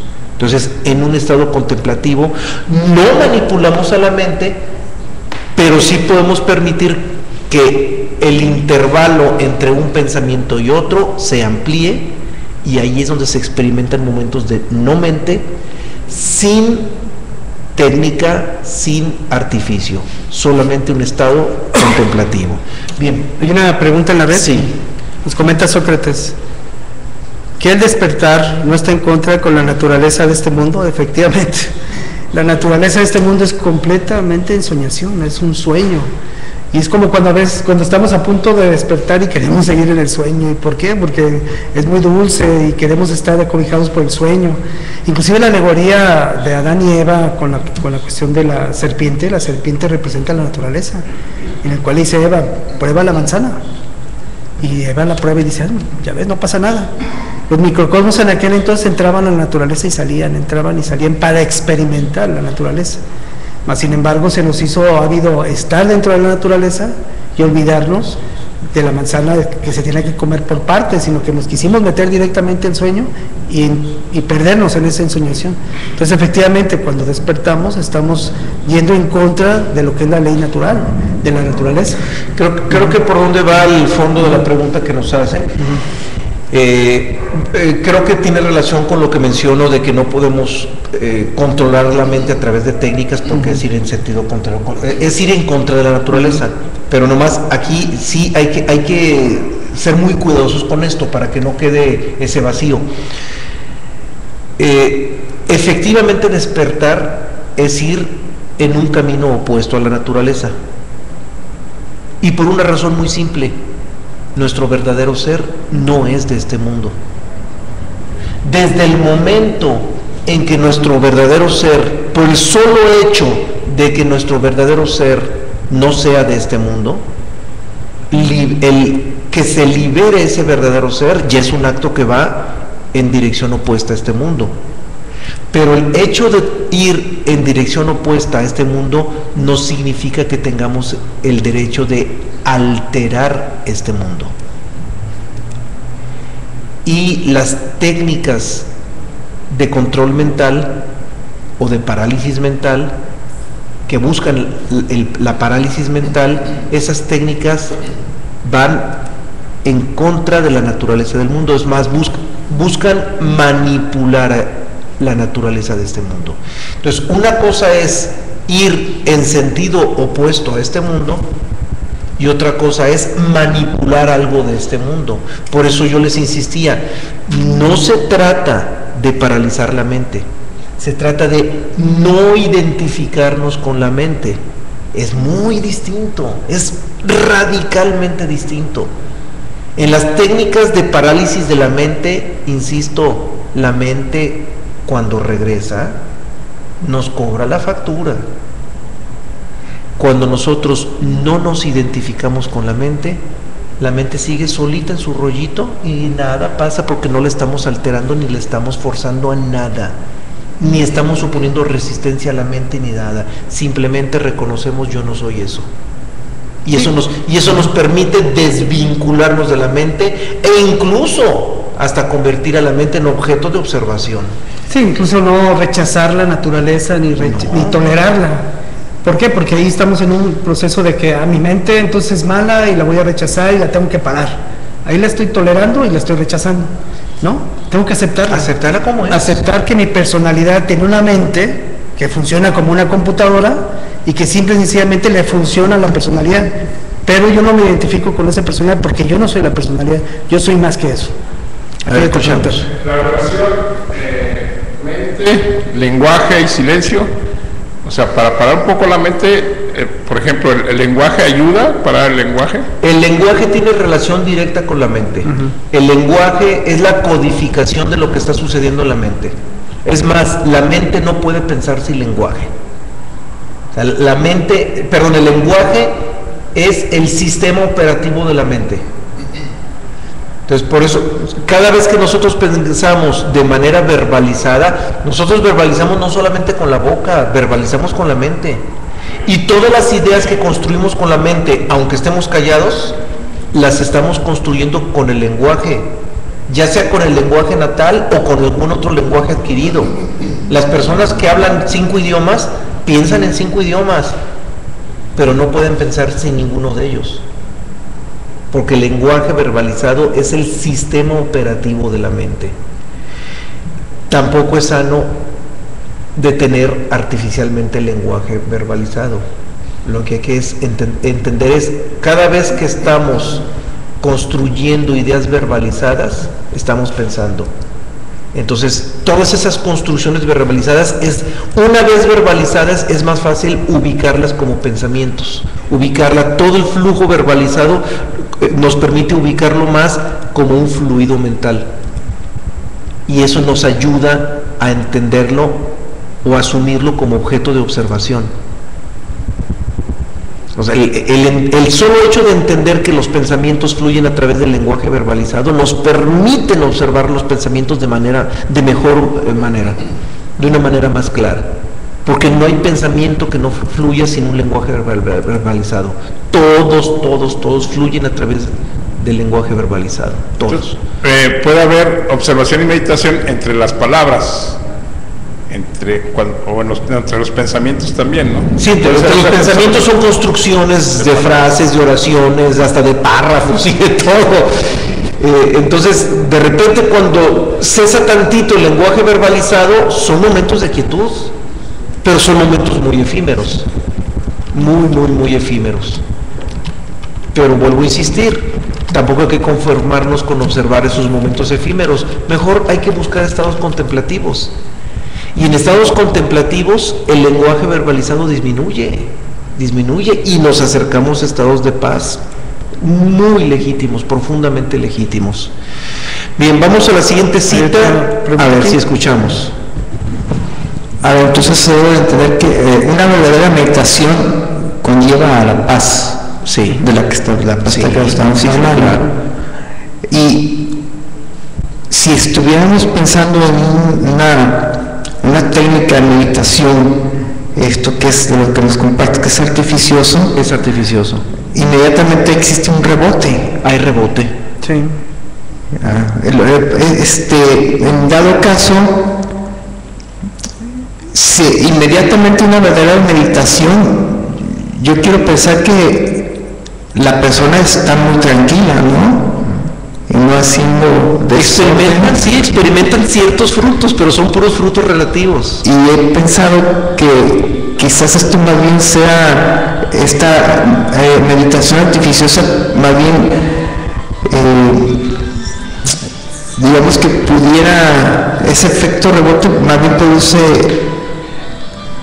no sé cómo explicar. Bueno, lo que pasa es que, y perdón por ser anecdótico, cuando yo a veces me voy aquí a espaldas de su casa donde yo habito, hay un centro de meditación que por demás se me hace artificioso, porque van de blanco y pues apariencias, vaya. Y yo noto que los botan, me imagino a las 10 de la noche, yo voy pasando, llegando a las 10:30 por así, y ahí están haciendo como relajo, todo de blanco. Entonces, ¿aquí significa que no les produjo nada esta meditación? Ha de ser totalmente artificiosa. Les produjo una catarsis. Precisamente al estar meditando, dejas de meditar y viene una catarsis. O sea, viene el rebote. Y he pensado que esto más bien les provoca, ahora sí creo que ya lo puedo explicar, un enriquecimiento a su ego, ¿no? Porque quizás ellos sientan que están por encima de los demás. Eso también quiero pensar que así debe de ser. Sí, siempre que hay un método, siempre que hay una técnica, hay un propósito. Y habiendo un propósito hay una elección.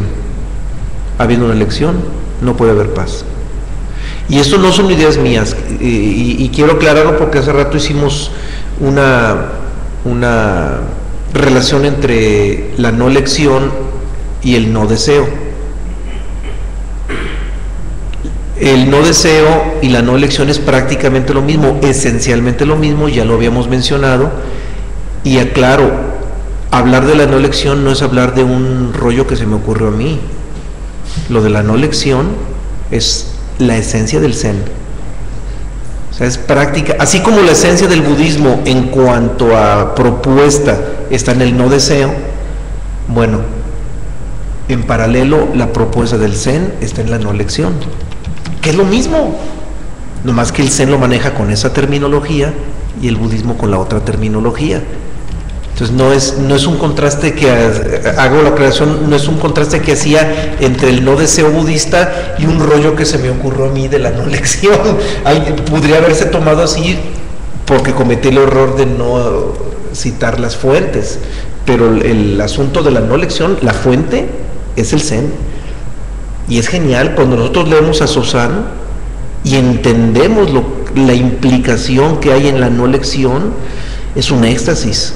Es entender muchísimas cosas, llega uno a comprender muchísimas cosas, nomás por comprender la esencialidad que hay detrás de la no elección.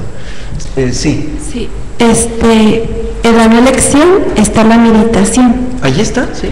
Entonces, puede que muchas personas estén entendiendo como que meditar es malo, meditar es como me voy a volver loco por lo que se está diciendo, o si medito voy a estar enraizándome a la personalidad o cosas así.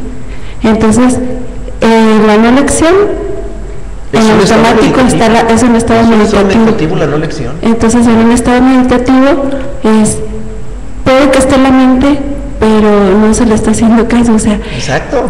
un discípulo le pregunta a su maestro cuando el discípulo está cuidando que no se interrumpa el maestro porque está en meditación, y cuando el maestro sale de la habitación que está el otro cuidando, le pregunta, ¿qué experimentaste durante tu meditación? Y dijo, lo único que te puedo decir es que cuando estaba yo, el ser no está, y cuando está el ser no estoy yo. O sea, si está la personalidad, pues ya está la mente, ya está todo, pero si no, si estamos en un estado meditativo, estamos en el ser. Es más, la mente vive en un estado de elección permanente. O sea, la mente en su fluido dinámico siempre está eligiendo. Siempre. Sí, pero cuando está en estado meditativo, se trasciende la mente. Sí, se trasciende. O sea, la mente queda a un lado y la elección queda a un lado. O sea, la elección de la mente queda a un lado. El ser ya es el que está en el trono y no la mente en el trono. Entonces sí se puede, pues, porque si no, claro. Por ejemplo, Jesucristo meditaba, los grandes Buda meditaban, los grandes iluminados que conozco, casi todos meditaban, o todos meditaban. Entonces, es como ahorita decían, pues no se puede decir la palabra camino, pero es una forma de entrar de estar en el ser en un estado meditativo. Es la forma de estar en un estado meditativo para poder estar en el ser. Claro, gracias. Bien, vamos leyendo las siguientes citas, nos quedan todavía algunas y nos quedan todavía casi 20 minutos, suficientes para leerlas estas. Ibn Arabi dice, cuando tu ignorancia cese, alcanzarás la paz. Solo alejándote de los razonamientos vulgares, te harás mejor. Así pues, aléjate de ellos y comprende por la luz de la intuición, sin ella te olvidas de sus rayos. Aquí hay una reflexión muy interesante. Ven la precisión de Ibn Arabi. Ibn Arabi nos está diciendo solo alejándote de los razonamientos vulgares. Los razonamientos vulgares es todo lo que sabe hacer la mente. No dice solo deteniendo la mente experimentas la paz. Él no dice eso. O sea, observen la precisión del lenguaje de un maestro. Los maestros jamás nos piden que detengamos a la mente. Yo no he encontrado ni un solo pasaje en los libros universales donde nos digan detén la mente. Pero sí, aléjate de la mente. ¿Qué es aléjate? Lo que acaba de citar la compañera. Ahí está la mente. pero no te identifiques con ella. Ay, que siga, que ruede, pero no te identifiques con ella. Entonces, una cosa es detener la mente y otra cosa es alejarte de la mente. Es muy distinto, y esto aquí lo está dejando muy claro Ibn Arabi. Entonces, las falsas meditaciones, o sea, yo nunca quise decir que la meditación sea mala o artificial, no, más bien habría que distinguir entre la falsa meditación y la verdadera meditación. En la falsa meditación hay métodos, hay técnicas y hay pretensión de detener la mente. Y hay objetivos. Y hay propósitos, y hay deseo de la iluminación, incluso el deseo de la iluminación. En la verdadera meditación hay un solo estado, no identificación. Yo no soy la mente, y que ruede la mente y que haga lo que quiera. Yo no soy ella, ¿qué problema? Es un solo estado. Y es lo que dice aquí Ibn Arabi, alejándote de los razonamientos vulgares. Aléjate, sustráete. En otras palabras, no te identifiques. O sea, al final de cuentas está diciendo eso, no te identifiques. Vamos a la siguiente de Susana. Cuando no se entiende el significado profundo de las cosas, se perturba en vano la paz esencial de la mente. Susan Hinsinmi. Hay veces que somos, bueno, también en esas técnicas de meditación, de las cuales hemos abordado muchas, o sea, y hemos comparado muchas, porque hemos pasado por muchas, no quiere decir que estemos del otro lado sin haber pasado por todas esas técnicas de meditación. En mi caso he estado en varias escuelas en las cuales medité, y llegas a la conclusión de estas cosas. Por ejemplo, en esta cita donde Susan dice, cuando no se entiende el significado de las cosas, bueno, no habría ningún problema. Pero si nosotros queremos perturbar esa paz interior que tenemos en la meditación para tratar de darle una etiqueta a algo que nos está llegando como idea, es en vano perturbar a la mente. O sea, es en vano que estemos ahí tratando de que ese algo tenga un significado, de bajar las cosas a la mente. Susan Hinsinmi en este sentido hace, si no entiendes las cosas, si no te llega más que la pura idea, déjala y que fluya. Las siguientes citas de Jacobo M, ya las siguientes citas solamente van a sintonizar con lo que ya expusimos, pero no porque lo que expusimos haya sido nuestro. Más bien nosotros somos los que estamos en sintonía con la sabiduría universal, porque la sabiduría nosotros no somos hacedores de esa sabiduría, solamente tratamos de darle un ordenamiento didáctico para entender y tratar de articular todas las ideas de los grandes maestros. Jacobo M, que fue uno de los grandes alquimistas, nos dice, recógete más hacia adentro, conduciendo tu espíritu hacia esa majestuosa luz en la que han de verse los patrones y las formas originales de las cosas visibles. Mantente, por tanto, en el centro. Mantenerse en el centro y mantenerse en el ser.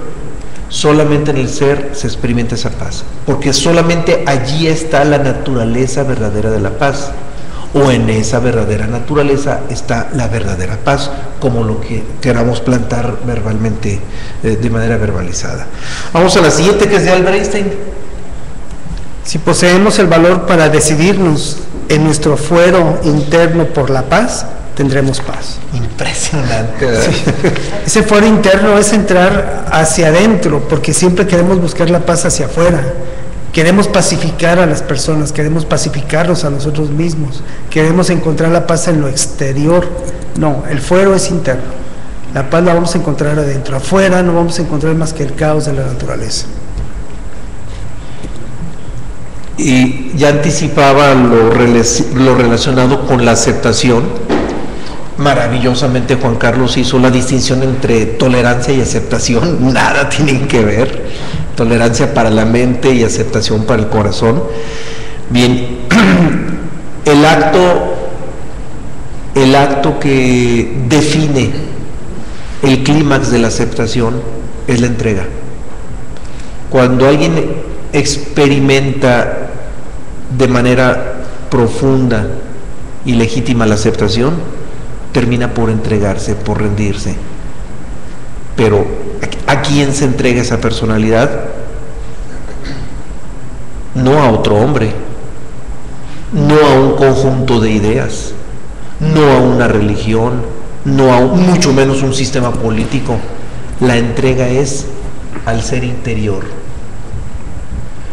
Cuando se experimenta profunda y legítimamente esa aceptación, insisto, la culminación se da en la entrega. La personalidad se entrega a su fuero interno, a su legítimo ser. En relación a ella, Jacob Boehme nos dice: cuando el motivo de la voluntad se entrega a Dios, extrae su propio yo. Aquí, perdón por el paréntesis, insisto, cuando se hable de Dios, entendamos que se está hablando de nuestro ser original, porque es el ser verdadero, o nuestro Dios interior. Hay quienes utilizan ese término. Cuando se utiliza la palabra Dios, no imaginemos a alguien desde afuera que nos está mirando y que está juzgando para ver si somos buenos o malos. Eso no es Dios. Cuando se habla de Dios, se habla de nuestro origen, de nuestro propio origen. Repito, cuando el motivo de la voluntad se entrega a Dios, extrae su propio yo, o su propio ser, y abandona toda identidad que sea o pueda ser imaginada. Es decir, abandona la falsa identidad. Entonces, la voluntad se desvanece por su propia disposición, por lo que el alma es adecuada para entrar en paz divina. Bien, esa es la culminación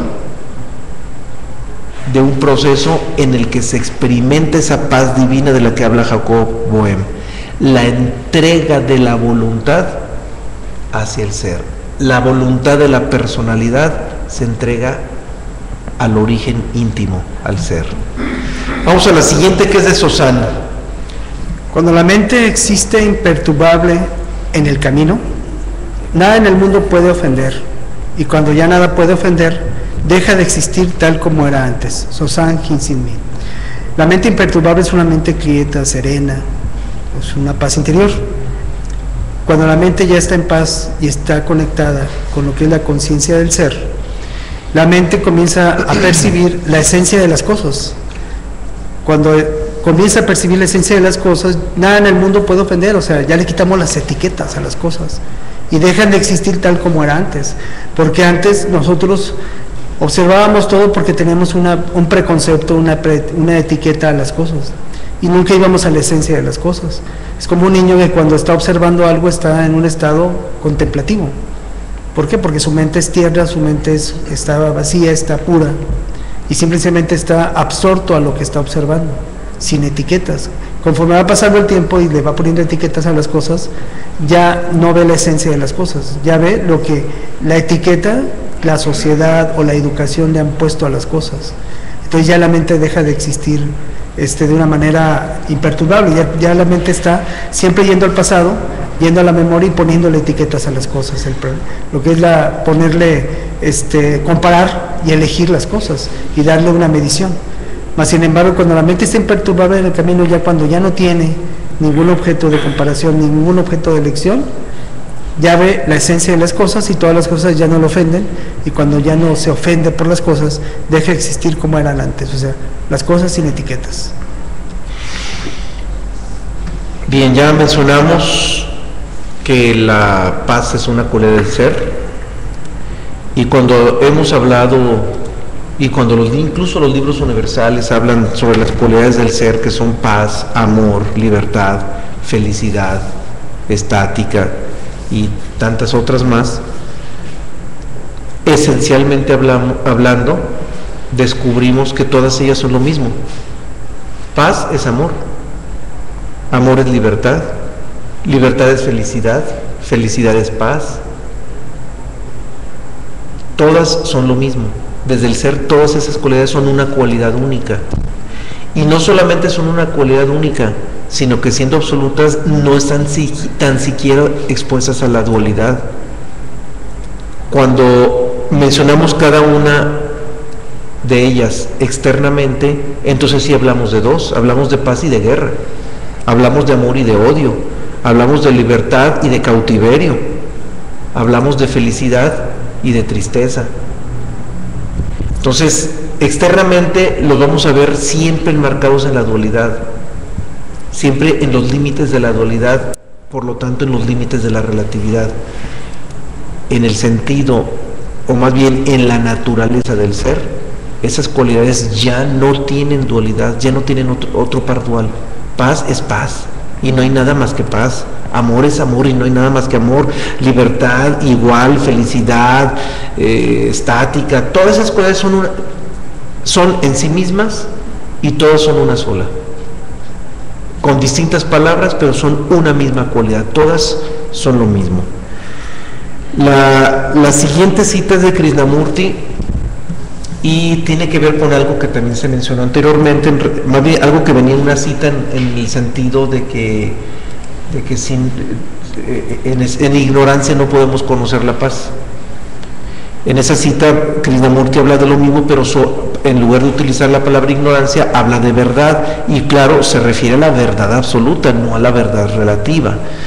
Y en función de ella nos dice: hasta que descubramos la verdad, no habrá forma de salir de nuestro dolor y de nuestros problemas.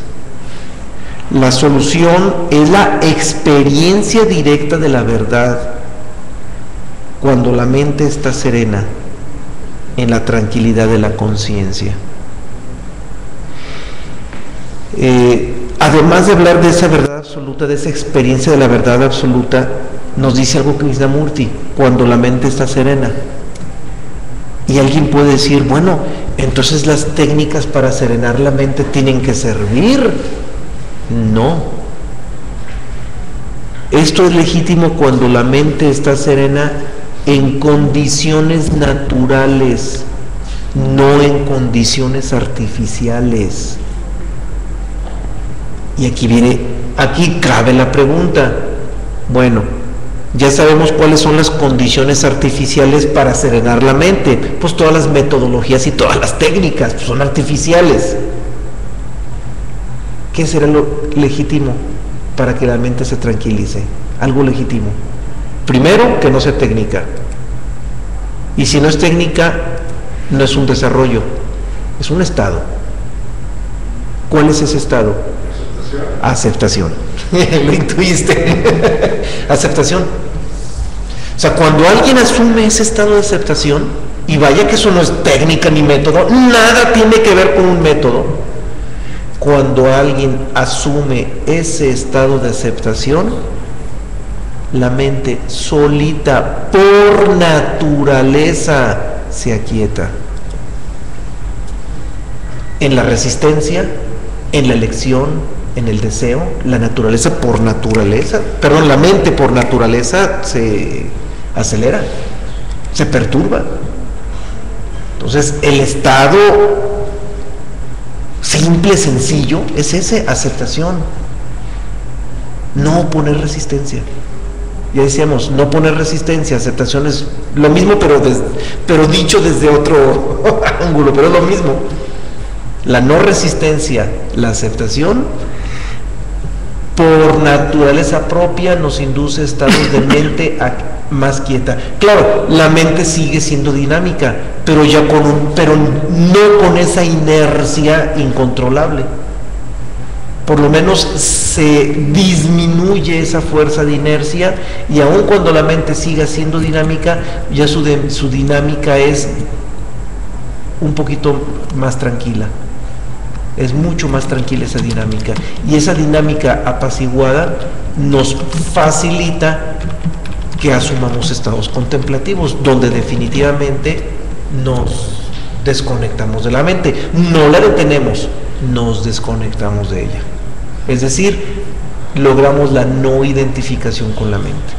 O sea, imposible o casi imposible, dificilísimo que alguien logre no identificarse con la mente en momentos de perturbación, en momentos de un conflicto emocional, en momentos de una frustración, en momentos de un arrebato, en momentos de una violencia, qué sé yo. En esos momentos es muy difícil que logremos la no identificación con la mente. Es dificilísimo soltarla. como decía Jacob Boehm, de soltar la mente. Pero en momentos de aceptación, cuando la mente no está hiperacelerada, en esos momentos se facilita mucho más la no identificación con la mente. O sea que, dicho en otras palabras, la aceptación no es la culminación.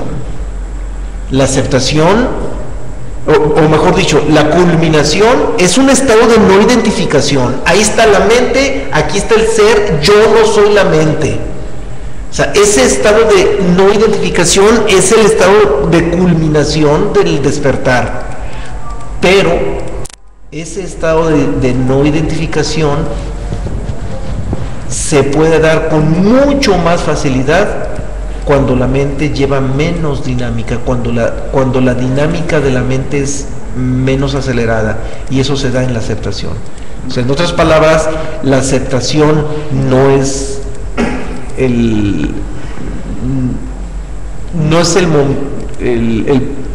se van las palabras, no es el final, no es la cúspide, no es la liberación, pero es el estado que nos puede acercar a ese momento de liberación, porque la liberación se da cuando logramos la no identificación con la mente.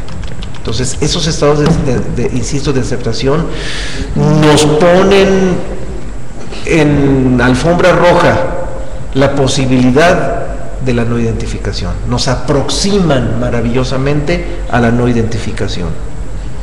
Bien, vamos a la siguiente cita. Nos quedan ya muy poquitas, 2 citas solamente quedan. También es de Krishnamurti. Nos dice, ¿hay una pregunta por acá? Creo que no hay. No, sí. ¿Ah, sí? Sí. Bueno, última, porque ya estamos ahora sí en el límite Sí. del tiempo. Sí, escuchamos. Me llama mucho la atención, David, yo he escuchado acerca de métodos de meditación y artificios como los llamas tú.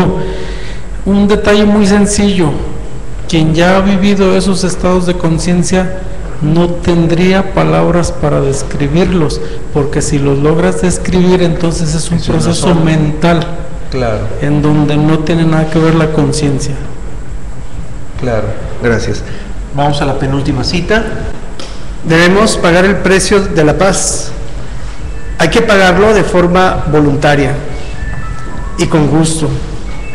Y el precio es la liberación del deseo, de la mala voluntad, de lo mundano y de la ignorancia, del perjuicio y del odio. Este precio que hay que pagar es el precio de lo que es nuestra personalidad, el vicio que tiene nuestra personalidad y la liberación que tenemos que tener acerca de todo lo que viene siendo nuestra identidad, porque nuestra identidad está constantemente deseando.